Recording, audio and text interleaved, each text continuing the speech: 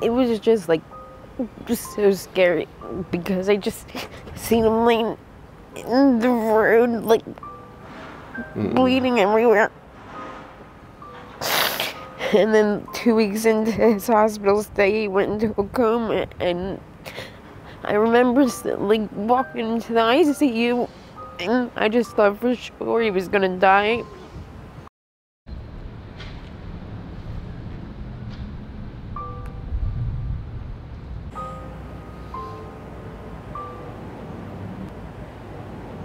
What's your name?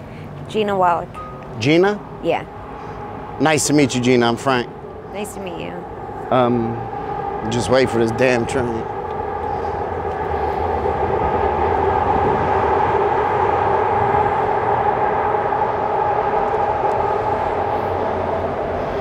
Gina, I know we're not supposed to ask women their age. Forgive me, how old are you? 40. 40? Yeah. Oh, wow. I didn't think you were gonna say 40. Thank you. Yeah, you look very good for your age. And 40 isn't, I'm 42. 40's not old at all, but you look younger. You look Thank younger. you. Where are you from? Well, Hamilton. Okay. In Jersey. Got you. Did you grow up in a one-parent home, two-parent home? Until I was 15, I grew up in a two-parent home, and then my mom left. What was the reason for your mom leaving? Addiction. Got you. What was her drug of choice? Crack. Okay. And is that something that you witnessed as a child, you know, the byproducts of addiction and all that? Yeah. Yeah. Same thing with myself. Both my, oh, I'm sorry.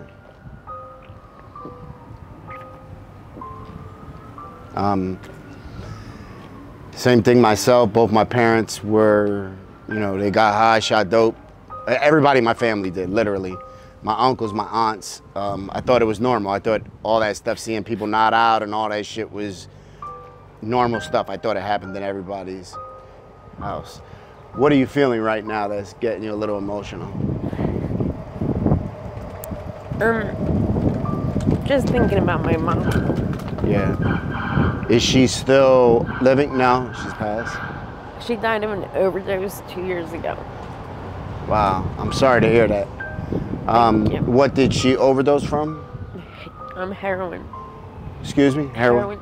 A couple months ago, my little sister just died of an overdose. Oh, I'm sorry. I know, you know, that hurts. It doesn't feel good.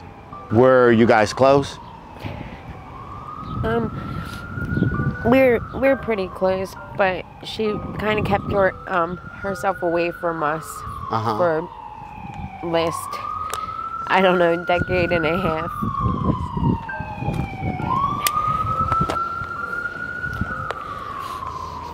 Thank you. So it's a paper towel, but sorry. So do you think that she sort of kept her distance, sort of not wanting to expose you guys to it, and, you know? Kind of embarrassment. Really. Yeah, all the shame and the guilt that comes with it, right? Yeah. What was your father's stance on that? Well, my real dad let her new husband adopt us, so he died from suicide a while back, so I don't know him that well. But your real father you're talking about? Okay. But my dad now, once she left home, they never spoke again. So we never brought up my mom. Was that something hard to deal with as a young girl?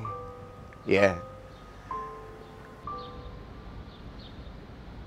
Did your stepfather, did he have a girlfriend or a wife or anything?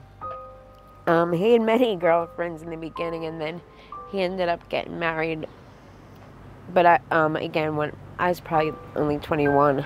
Did you, as a young woman, turn to when you had, you know, woman stuff going on, when you needed somebody to talk to? Did you have somebody?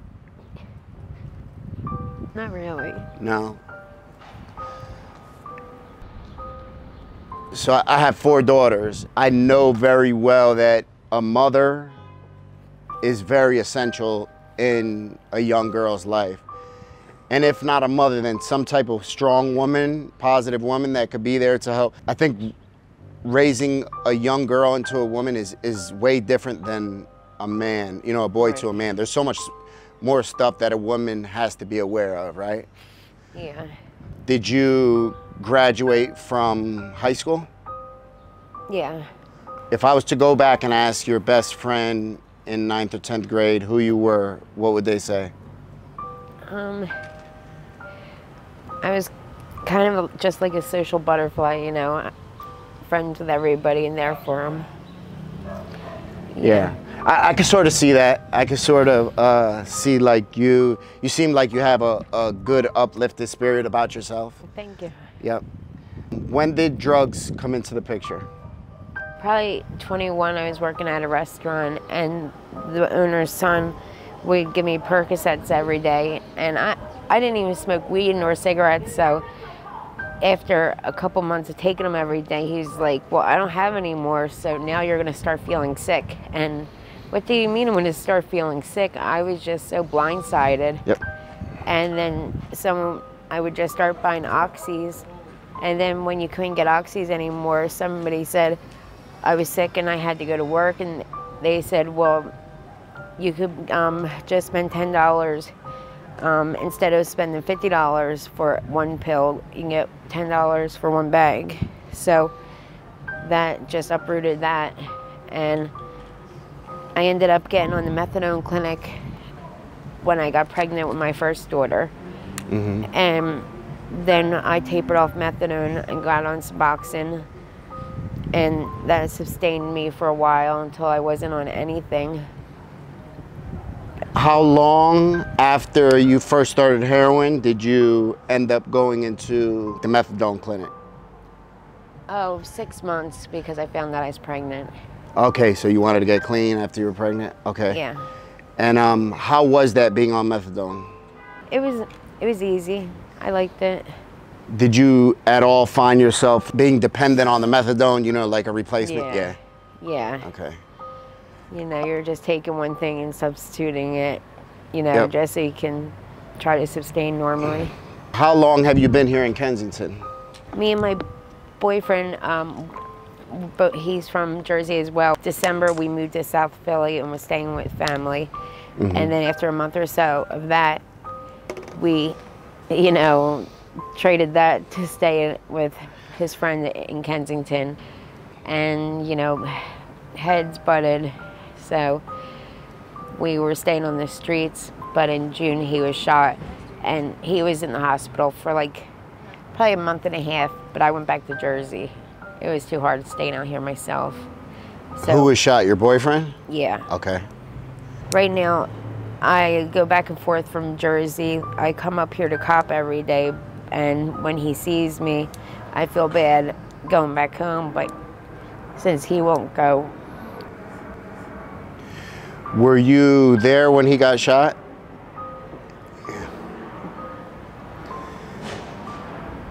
Can you explain that a little bit to me, what you were feeling, what that was like to see somebody you obviously love, right? And you care about?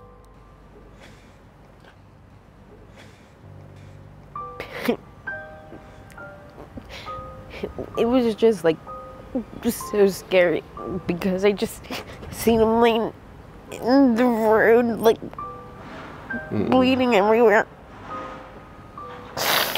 And then 2 weeks into his hospital stay, he went into a coma, and I remember like walking into the ICU, and I just thought for sure he was gonna die. And I just like sent back all the emotions of when I was with my first daughter's father. We went to rehab together, and he was diagnosed terminally ill with cancer, and he died within a month. And it was just all the same feelings. Wow. Wow. But Gary's better now, and you know, he's just recuperating. I just want him to come home. Yeah, I'm sure. How long have you guys been together? 6 years, Yeah. and we have a daughter together. How is your relationship with your daughter? Non-existing right now. That's due to the addiction? Okay. Who's she living with? His mother and stepfather. Okay. Do you have contact with her or no? All right.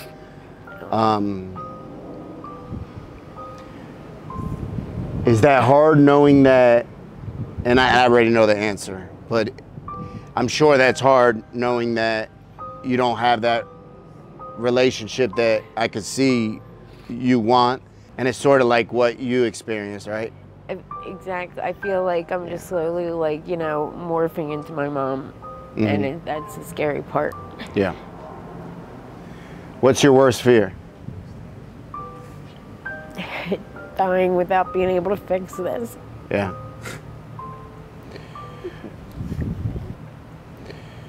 If somebody was to offer you to go to the program, to go to a program, would you be willing? I think I would. Yeah. What is it that you think keeps you in your addiction? Is there, you know, some type of trauma or, yeah? It's just like, you know, I'm still not recovered from what I dealt with, but in a sense, I'm inflicting it on my kids as well. Yeah. So it's just such a cycle. Yeah. It's crazy that I know when I was getting high, you know, that I would never let anybody harm my children or the people that I love the most.